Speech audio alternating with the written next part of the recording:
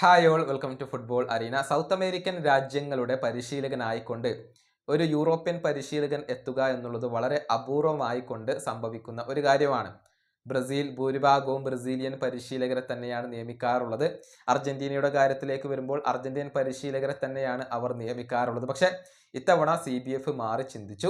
Carlo ആഞ്ചലോട്ടിയെ അവർ കൊണ്ടുവന്നിട്ടുണ്ട്. ഒരു European പരിശീലകൻ ബ്രസീലിന്റെ പരിശീലകനായിക്കൊണ്ട് ചുമതലയേൽക്കുന്നത് വലിയ ഒരു കാലത്തെ ഇടവേളയ്ക്ക് ശേഷമാണ് ഇപ്പോൾ സംഭവിച്ചിട്ടുള്ളത്. ഇതേക്കുറിച്ച് അർജന്റീനയുടെ പരിശീലകനായ സ്കലോണി തമാശ രൂപേണ ചില കാര്യങ്ങൾ പറഞ്ഞിട്ടുണ്ട്.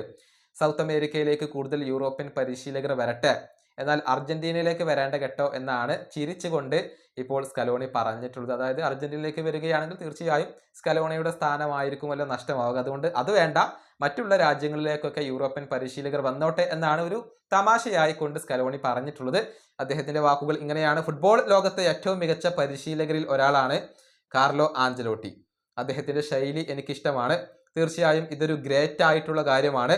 സൗത്ത് അമേരിക്കയിലേക്ക് കൂടുതൽ യൂറോപ്യൻസ് കടന്നു വരുന്നതിൻ്റെ ഒരു തുടക്കമാവട്ടെ ഇത്. പക്ഷേ അർജന്റീനയിലേക്ക് വേണ്ടട്ടോ, ഇതാണ് സ്കലോണി ഇപ്പോൾ പറഞ്ഞിട്ടുള്ളത്. ഏതായാലും ലയണൽ സ്കലോണി സമീപകാലത്ത് അർജന്റീനയെ മികച്ച രൂപത്തിൽ മുന്നോട്ട് കൊണ്ടുപോകുന്നു.